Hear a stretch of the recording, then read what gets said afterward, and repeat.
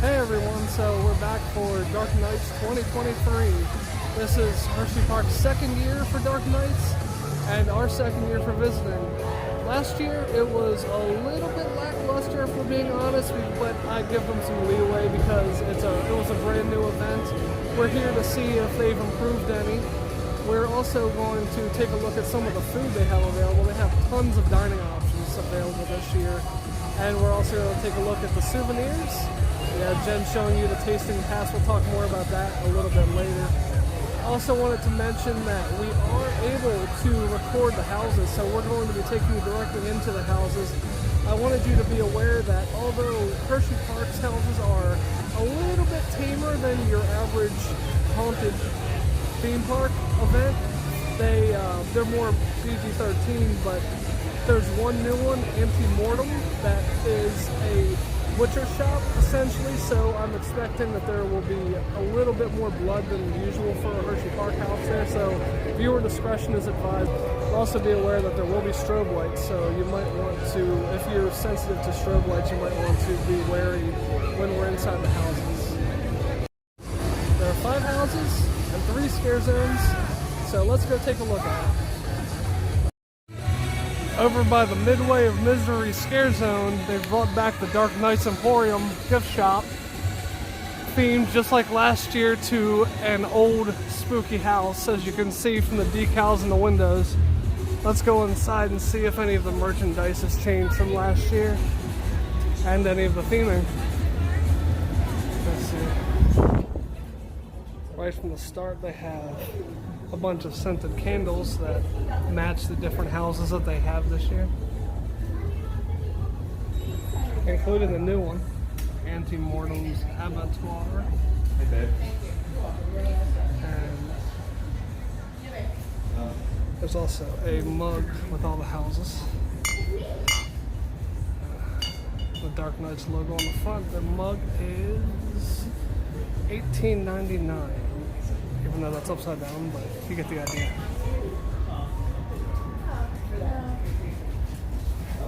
Also a nice tumbler. $17.99 for that. Cool.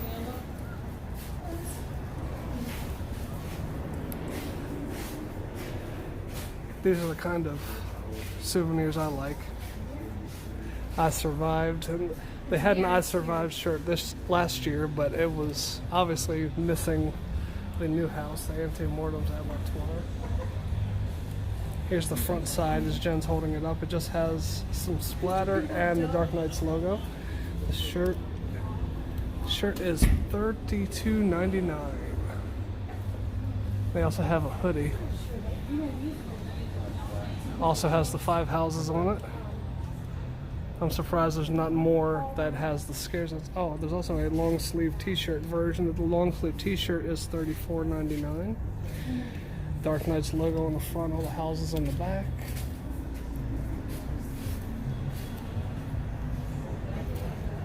The nightmare continues. We saw in another store they have hoodies for 5 different hoodies, one for each individual house, and the sleeves of those hoodies have these logos on there. You have the Mines, the Descent, the Creatures. The last one is the Auntie Mortem's Abattoir house. They also have little odds and ends here, keychains, little, what do you call these? I call them beanies. I don't know. I've heard several different names for these little hats. They also have little beanies for each of the individual houses, and these are different from the ones that they had last year because at least for 2 of them in particular, the Descent and the Haunted Coal Mine, they added subtitles to the names of the houses. Haunted Coal Mine is now Curse of the Tommyknockers. The Descent is Catacombs of Decay. You know, if they add subtitles, they're extra scary. The prices for the haunted house themed beanies are $28.99 a piece. If you want to remember all of the haunted houses that you went through at Dark Nights, every time you look down, here is a pair of socks that lists all of them. They also have more beanies. These actually light up. The ghosts and the skeleton hats both light up. And here is the Dark Knight's No Boo necklace. It's a light blue color, despite the fact that the poster shows purple, which I think this is the exact same picture that Busch Gardens uses, if I'm not mistaken. The skeleton is modeling one of the light up beanie hats. You can see the eyes of the ghost as well as the O's in Boo light up red. Here's a look at the back sides of each of the hoodies for each of their individual houses.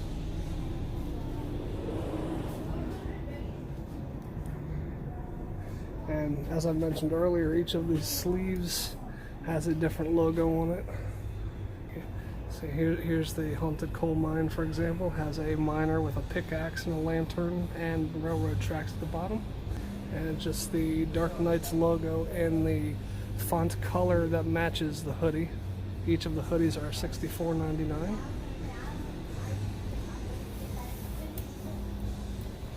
They also have new shirts specific to the new Mortem's Abattoir, the Massacre Farms. They have this grayish colored shirt, and they have a similar, more bloody black shirt down below. The sleeves do say Dark Knights on them. They have some general Dark Knights sweatshirts, almost like Spirit jerseys, but I don't think they're that brand. A really fluffy jacket, and this Dark Knights with a crescent moon and a crystal ball. In the middle of the room there's some shelving with a drawstring backpack, as well as more of the candles. They have Dark Knight logo shot glasses. The candles cover pretty much the whole shelf. You can see all of them for the different houses. I've never actually smelled any of these. It makes me wonder, how do haunted houses smell? Well, a collection of Dark Knight's pins for each of the houses. They had pins last year, but they weren't this exact design. It looks like they actually shrunk the size of them this year. They're really tiny this year. And they are $9.95 for each pin, even though the size is pretty small. Here's some more Dark Knight's water bottles and some Dark Knight's mugs, and almost looks like a permanent solo cup, a non-disposable solo cup with the Dark Knight's logo on it, and some tumblers. There's also this Fallout Zone long sleeve t-shirt here, which I almost missed. The Fallout Zone is the new scare zone for Dark Knights this year, and it's out here right as you're walking toward this store. You pass through it. This long sleeve t-shirt is $34.99. Since this is modeled after a haunted house, they have a little room back here. Looks like a little dining room of sorts, kind of fallen into disrepair. There aren't any figures or anything. It's just a static piece of scenery, but it's nice that they added a little bit of decor to the area. Last year through these doors was another room with more decorations, more Halloween decorations, and more souvenirs. It looks like both of these doors are closed today. I'd assume that they've been closed for the entirety of Dark Knights. It looks like they shrunk the store, so I'm not sure why they decided to do that, but this is all we have this year. It's about half the size of what it was last year. This is the first time that we've been to Hersheypark since Hershey won the Golden Ticket Award for Best New Coaster for Wildcat's Revenge. So congratulations to Wildcat's Revenge. Just for Halloween, Hersheypark is changing the ride experiences on 5 of their coasters. They are running them with the lights off for Pandemonium, Comet, Lightning Racer, and Wildcat's Revenge, which is a big deal. It'll be the first opportunity to ride Wildcat's Revenge with lights off. Also, Laugh Track all day long will be completely dark since it's indoors anyway. So if you come here first thing in the morning, or well, I guess first thing in the afternoon because they're not open in the morning, you can ride it with the lights off. This building is the former site of the Whip Ride. When I first heard that they were going to turn this building into a haunted house, I was skeptical of how they could use this little bit of space and turn it into a haunted house, but hey, they managed to pull it off. This is where the new Auntie Mortem's Abattoir is, which I learned just today that Abattoir is the French word for slaughterhouse, so learn something new every day. This is the exterior of it, which is actually pretty cool theming here, including the fake brick that they have out here. Butchered meats in the window. We'll get a better look at the inside later tonight.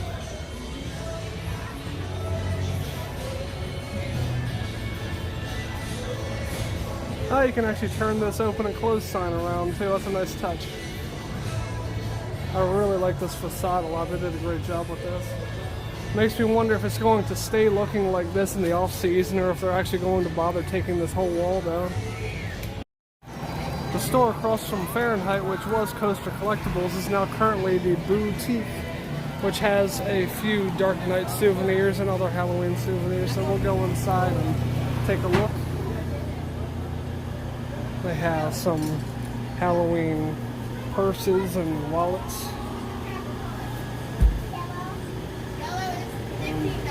Some classic Universal Monsters merchandise here. Shirts for Halloween. They have Frankenstein's monster and a bunch of the classic Universal monsters. Wolfman, creature from the Black Lagoon. A selection of mirrors, Halloween themed mirrors, and other knickknacks. They have some jewelry, necklaces, earrings. Then they have a selection of glassware with various designs. Tea, a pot to hold your tea in, or a canister I should say. Some tumblers, coasters. If I can get the sun off of this, there we go.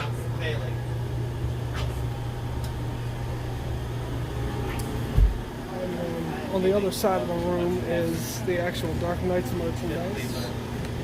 The Haunted Coal Mine and the Scent hoodies that we saw in the Emporium. Some miner helmets for the Haunted Mine. The miner helmets are $27.99 each.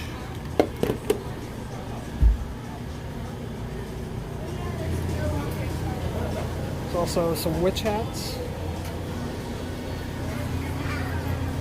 Bela Lugosi Dracula shirt. Some other knickknacks, including this bottle stopper with black cats, poison, other designs on top of them. They have a Monsters t-shirt. Some more, I guess you'd call it kitchenware, and picture frames.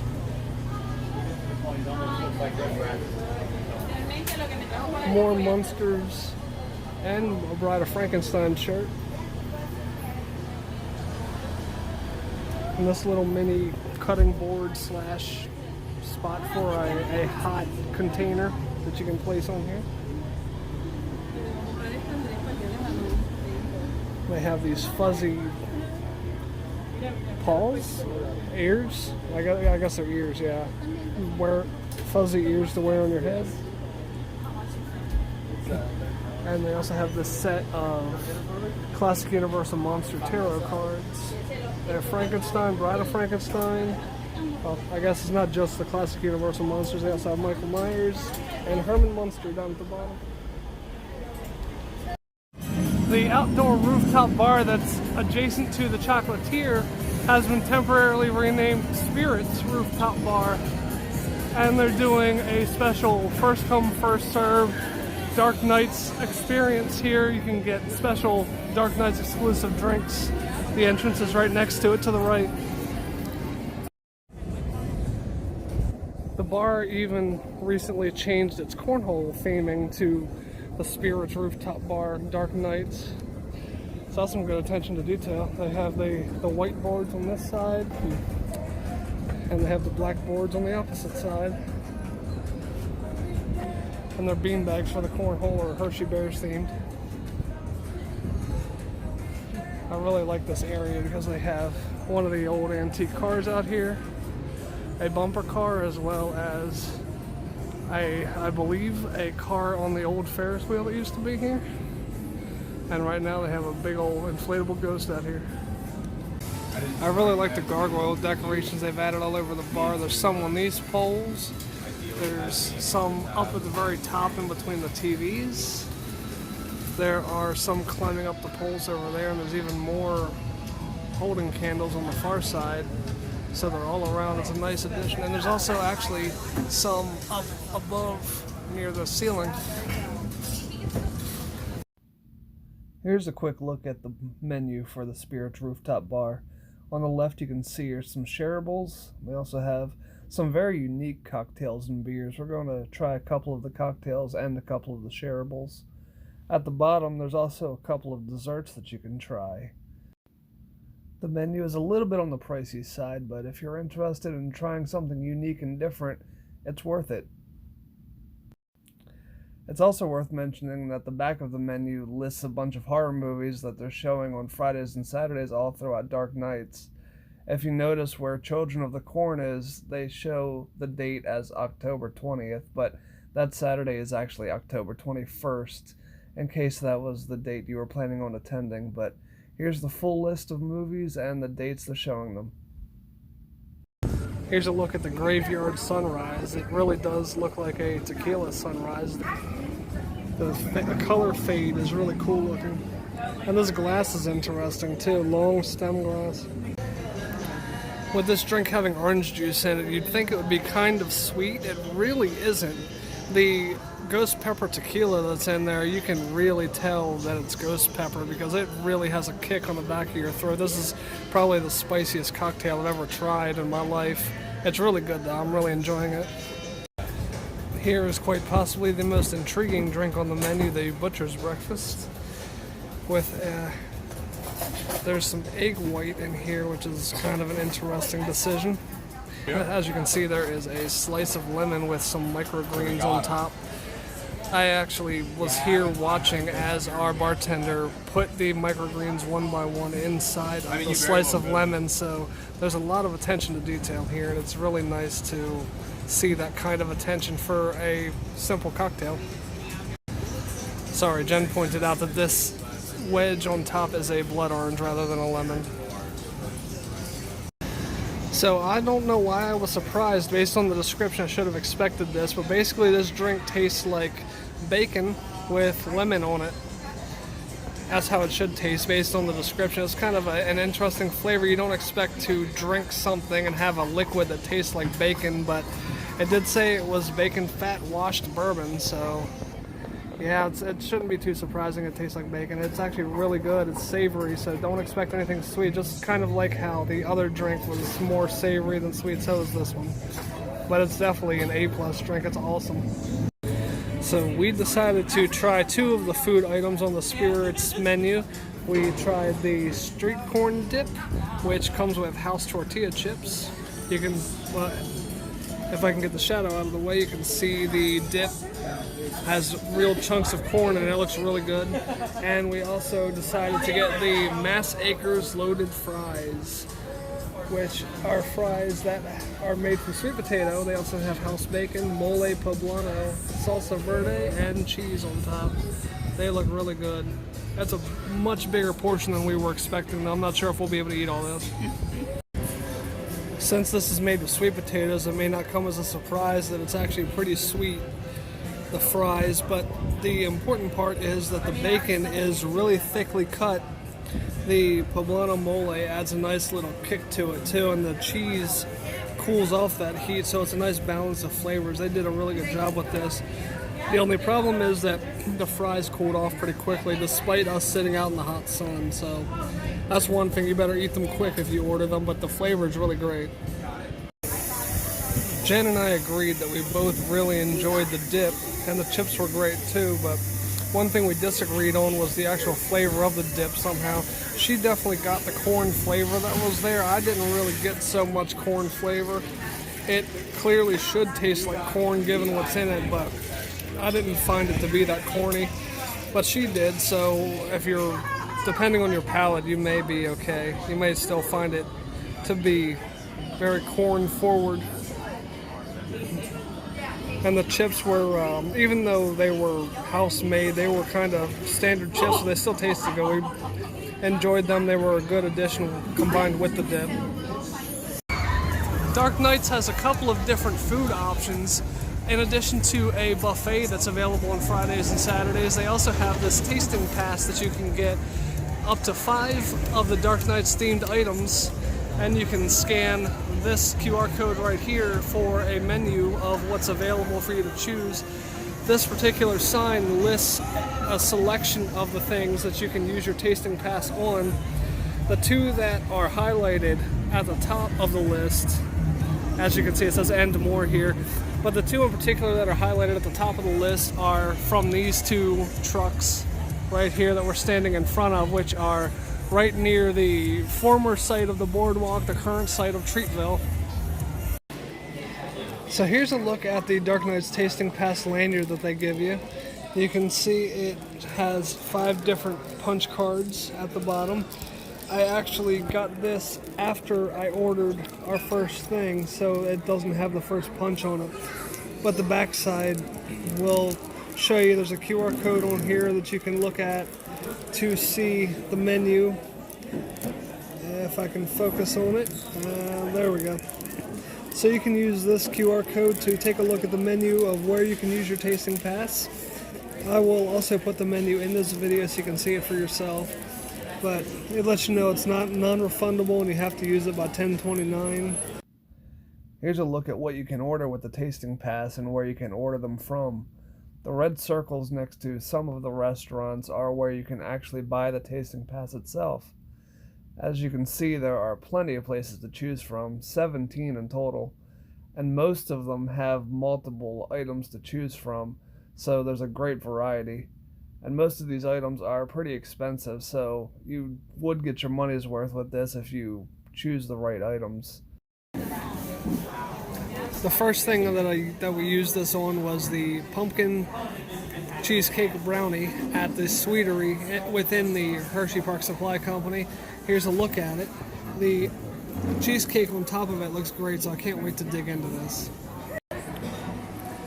So the brownie we found to be surprisingly bitter. It wasn't like bitter to the point where it's gross, but it was more bitter than you would expect a brownie to be.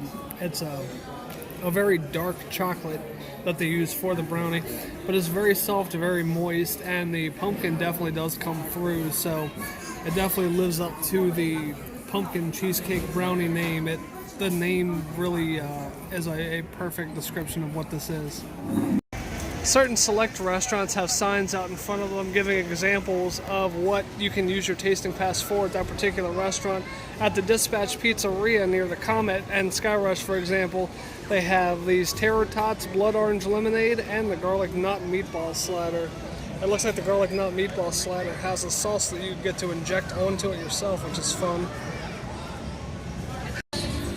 During Dark Nights, Great Bear Catering has become Great Scare Catering, and the exterior of it looks a little bit like a crypt. I like the theming that they did here. Also next to that is an ad for the RIP Dinner Buffet at Kissing Tower Snacks. They also list the hours, which Fridays and Saturdays only. You can see 5:30 to 7:30 on Fridays, 4 to 6:30 on Saturdays. As it implies, it's a buffet, so you can get as much as you want. Here's an example of the kinds of things you can get in this picture right here. Unfortunately, we're here on a Sunday, so we're not able to access this. We were looking at it, but it was more convenient for us to visit on a Sunday when the RIP buffet wasn't happening, unfortunately. So that's why we got the tasting sampler.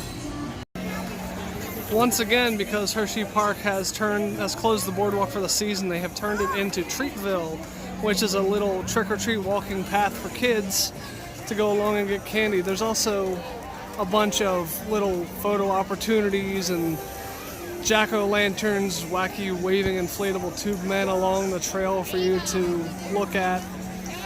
It's just a bunch of little fun things, nothing scary. It's just for kids. Only kids 12 and under can actually get the candy. but it's still fun to walk through there if the line is short enough just to look at the details they put in place if you feel so inclined and the line is short enough. Over in one of the scare zones, we happen to notice this sign on one of the barricades. No smoking because it's a pyro zone. I'm looking forward to seeing what this is going to be like when it gets darker. This food trailer near the Lightning Racer called the Butcher Shop is themed to anti-mortems as well. They have a bunch of anti-mortem posters on the side similar to what was on the sign out in front of the actual house. I really love the detail they added to this particular little trailer, especially for it to not be like an actual building but just a trailer. At the other end of the Butcher Shop trailer are a bunch of meats in cases, and they also have a rack full of ground meat up the top next to the trailer. For our second tasting item, we got the ground meat patty from the Butcher Shop trailer. As you can see, they wrap it up and put it on a styrofoam tray just like it's actual ground meat. But really all this is a Rice Krispies treat with a little bit of red food coloring. Still, I imagine it'll probably taste good. The packaging is really awesome though. That's what sets it apart, even though it's just a Rice Krispies treat. So the covering on the Rice Krispies treat tastes like white chocolate, which is, as you probably know if you've had white chocolate before, it's very sweet. The Rice Krispies treat is Rice Krispies and sugar as it is, so adding white chocolate to it just doubles the sweetness, so it's a little bit overly sweet. If you want something that's a very, very sweet dessert, then you'll probably enjoy this, but if you don't like something that's crazy sweet, I would avoid this if I were you. The pyro over this walkway has been improved this year. This was here last year, but it feels like it was more sporadic and didn't really go in time with anything. This year, it feels like it's really going in time with the music. It makes a lot more sense this year.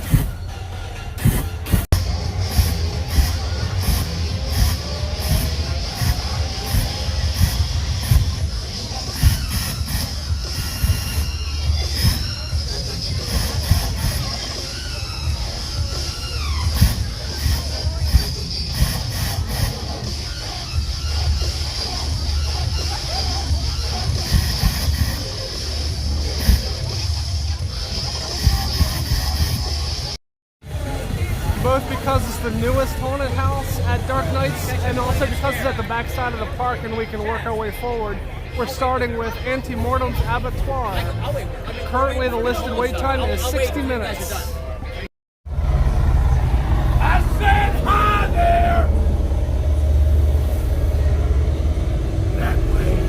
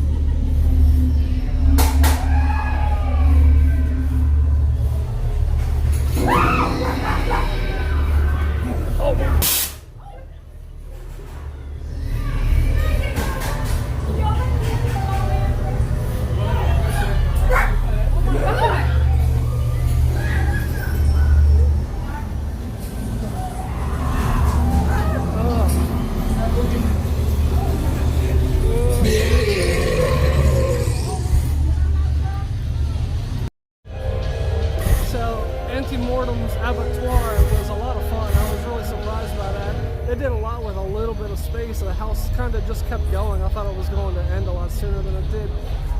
Depending on how the video turns out, I may keep the part in or I may cut it, but at one point Jen and I actually got separated. They sent Jen one way and they sent me another way.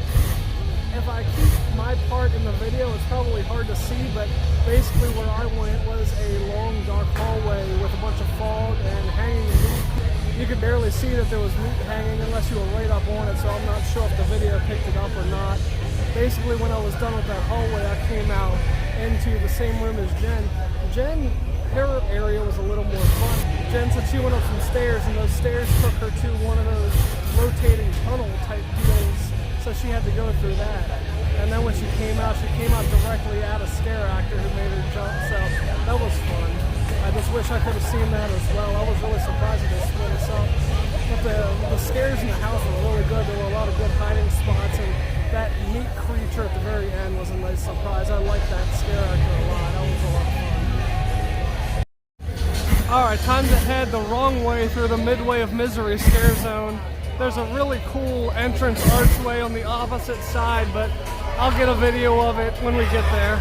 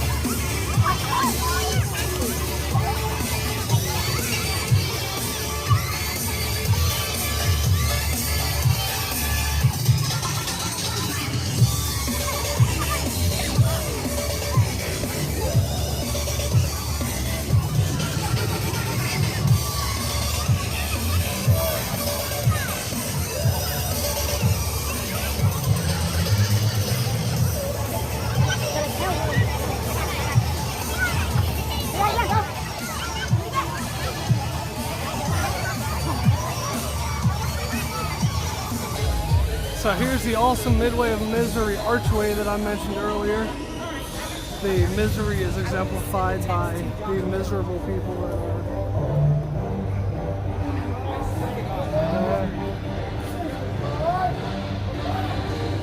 exemplified by the miserable people that are forced to hold up the archway. So the name makes a lot of sense. I believe this archway used to have its own set of pyro last year. It looks like they're not doing that this year, but that's okay because the pyro back there is improved, so this part really doesn't need it. I do like how there are scare actors at the start and end of the area. Aside from the scare actors at the start and end, I think I only saw a total of 3 scare actors in this area, so it's a little bit lacking in actors and scares, but it's still, I do like the loud music they have going if I don't have to edit it out for copyright, and the lighting effects and the fog. It is a lot of fun. I just wish there were actually more people to scare you. It looks awesome at night now that they added the claw marks. I love that the claw marks light up as well. It looks like both the large and the small Wildcat's Revenge signs already have some flickering lights.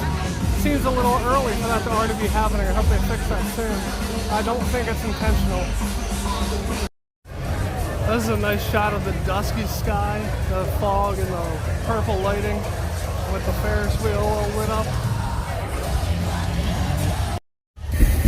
A short distance through the Midway of Misery Scare Zone, you come to Twisted Carnevil, which is listed at a 60-minute wait at the moment. We're going to hit this one next since we're right next to it.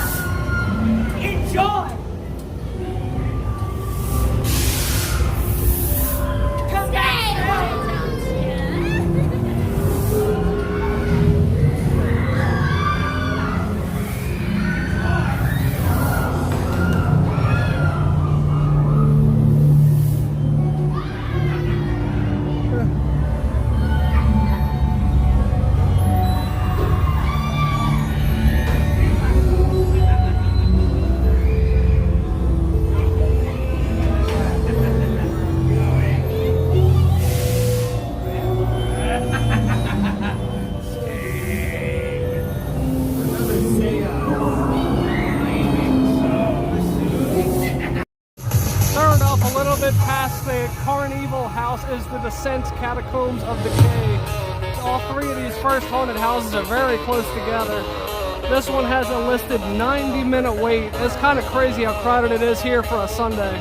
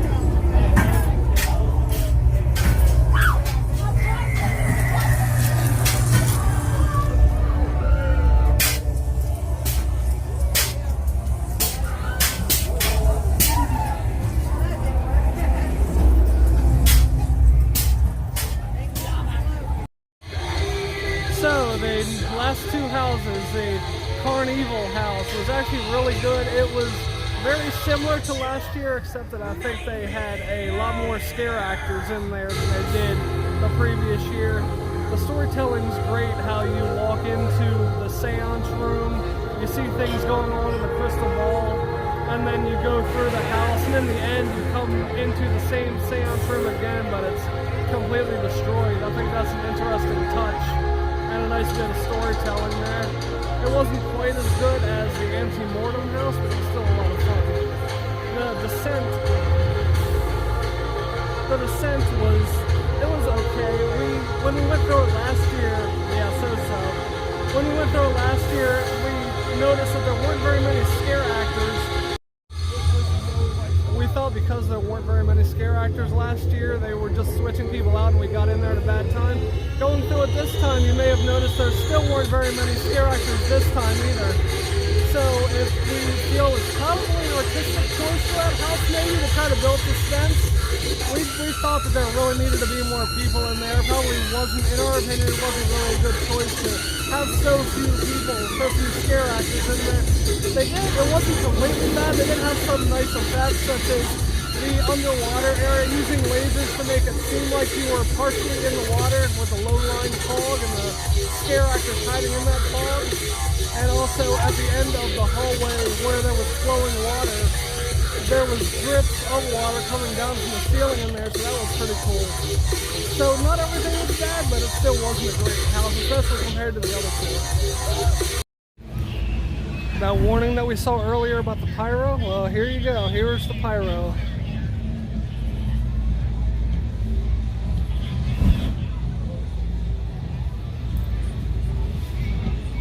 I'm assuming it's going in time to the music that's in the distance. We're a little too far away for me to hear it clearly.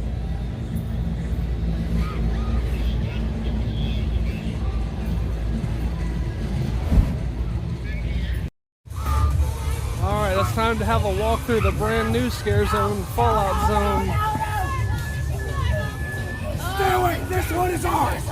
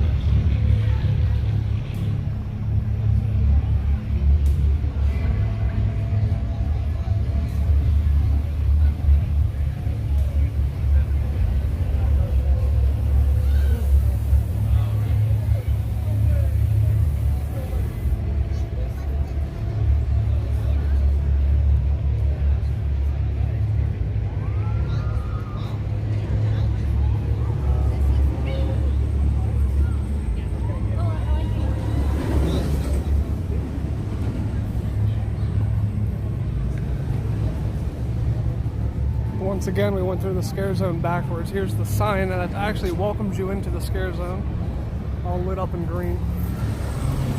That was a pretty cool scare zone. They actually had an abundance of scare actors in there. It's a nice new addition to the park. I really like the bubbles near the pyro that had dry ice inside of them. I like the sounds of the Geiger counter as you're walking through and the sirens that are playing. It really feels like the area is contaminated. And as you can see, the green lights are turning red now as the sirens are playing. That's pretty awesome. Nice theming. I really enjoyed this one. Off to the side of the scare zone, it's a little bit past the exit of the scare zone, but it's really close. They have a couple of food places that are actually themed to match what the scare zone is about, the radioactivity. They have reactor rations here, and they also behind that have the Dispatch Pizzeria that they turned into a place called Toxic Crust. I like the attention to detail theming it to the scare zone, especially since it's a brand new scare zone. For our third tasting item, we opted for the Chocolate Town Hot Chicken. Couple of pieces of chicken dusted with cocoa on a slice of bread with a pickle spear. The picture actually showed that it was 2 slices of bread. I didn't expect it to be open faced, so that's a little disappointing, but I don't think it'll really take away too much from the taste of the sandwich. Or from, I guess, from the chicken. It's not really a sandwich, but that pickle will be a nice addition, I'm sure, to the flavor. So Jen's a little bit biased because of the pickle, and she loves pickles, but she thought that this sandwich was great. I thought it was pretty good myself. The chicken is actually really surprisingly hot. I know it's supposed to be a hot chicken, but I didn't expect it to have that much of a kick to it. The bread is just a slice of toasted white bread, but it goes really well with this dish. And also the pickle juice on the bread actually tastes really good. It really adds some briny flavor to the whole thing. We pretty much knew that the pickle was going to help out a lot, and it sure did. This is definitely worth trying, I believe.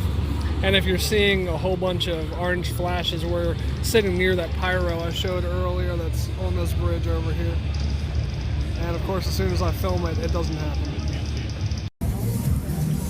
With our fourth tasting option, we got the bacon and beer cheese spiral cut potato, which is basically the equivalent of the twisted taters that are all the rage at Halloween Horror Nights. That's one of the go-tos there, so I was excited to be able to get this here with only maybe 1/10 of the line that Halloween Horror Nights gets. It looks really good. There's a decent, they were really liberal with the bacon, and the cheese looks like it's really creamy, so I'm looking forward to trying it. We both really enjoyed the potato. The cheese is basically just sort of like a nacho cheese, but it still tasted really good, and the bacon was good too. A lot of it fell into the bowl that it comes in, and it's kind of hard to pick it up because we don't have a fork. Also, if you're a messy eater, keep in mind that this is a pretty messy dish to eat, so pack your napkins when you eat it. But flavor-wise, it's really good and really worth it, but make sure you eat it kind of quickly because it gets cold fast. There are several light-up figures around the park scattered in the different areas. This is one of them heading through Pioneer Frontier. There's a cat inside a jack-o'-lantern. Next up, we're going to hit Haunted Coal Mine, which is now subtitled Curse of the Tommyknockers. So I'm sure they changed it a little bit. It's clocking in at 30 minutes currently. Out in front of the Haunted Coal Mine area, there is some theming of its own just to walk through. I don't believe there are any scare actors here right now. I think last year I remember there being at least 1, maybe 2 scare actors in ghillie suits around here, but this year it seems like it's just these structures, these fog machines here. But it's still pretty cool that they have these little mine shafts that you can walk around here just to add to the theming of the area. Considering this isn't actually listed as a scare zone, I think it's a nice little touch, and I'm glad they kept it from last year. There are three structures. The third one is around this way.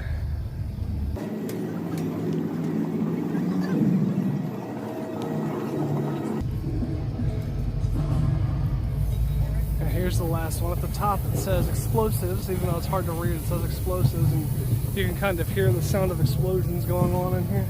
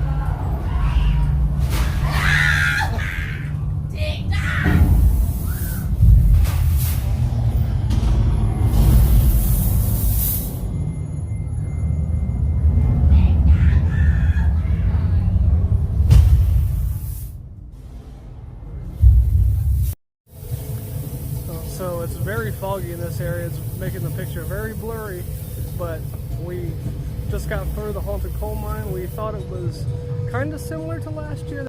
They added a screen with some Tommy knockers on there, which almost looked a little bit like goblins to me. They were kind of a neat touch. I really liked that they added some original characters to this.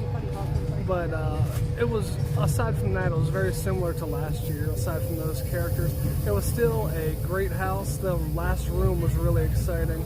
They had more of the laser underwater sort of effect. I think in this case it was supposed to be toxic gas because they had a canary cage in there. It was a pretty cool effect, and I'm not sure why they felt the need to do it in two separate houses, but I still enjoyed the effect. The house itself was really fun. It was one of the better ones that we've seen tonight. So for our last tasting item, we got the garlic knot meatball slider, which comes with a syringe to inject the sauce on it. We thought that was a cool idea, so that's why we're giving this a try. Hopefully it's got a nice savory flavor to it.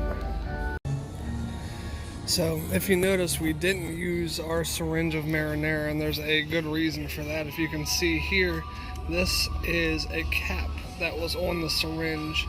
There's no warning that the syringe comes capped, and we were trying to force the marinara out of the syringe with the cap on, not realizing there was a cap on, and the marinara sprayed everywhere, made a mess. And regardless of how good this slider may be, we're upset about the whole marinara incident, so it knocks it down a significant peg. Be warned, if you get this, that there will be a cap on the syringe. Make sure you take it off before you put the marinara on the slider.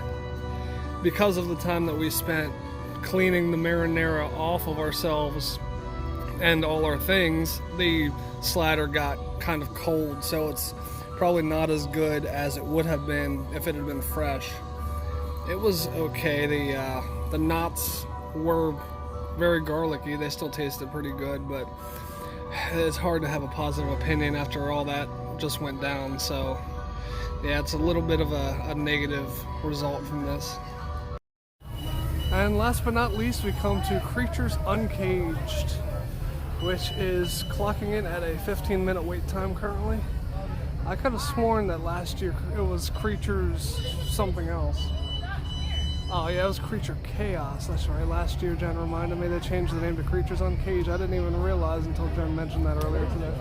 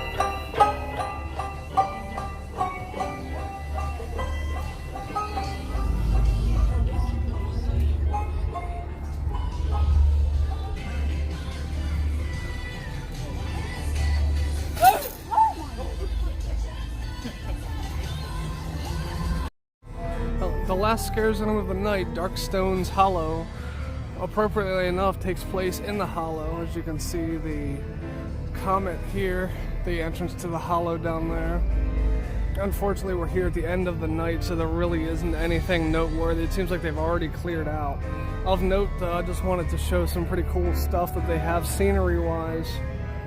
They have cages for animals that are no longer there. They have the Squonk, which is also the Jersey Devil if you get close enough on the sign.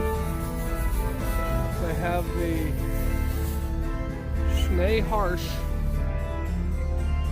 which you can't even see because I just got fogged. Schnee Harsh, yeah. Have to trust me on that one, the fog isn't letting up. And the Thunderbird.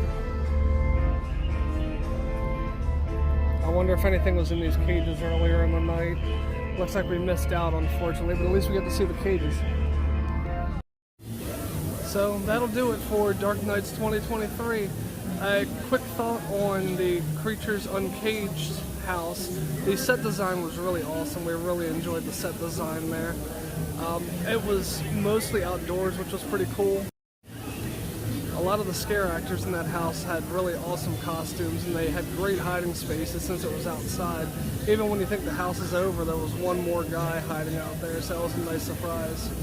So, in summary, if you want a good house with set design, you got Creatures Uncaged. If you want a good house with good special effects, the Haunted Mines are your best bet.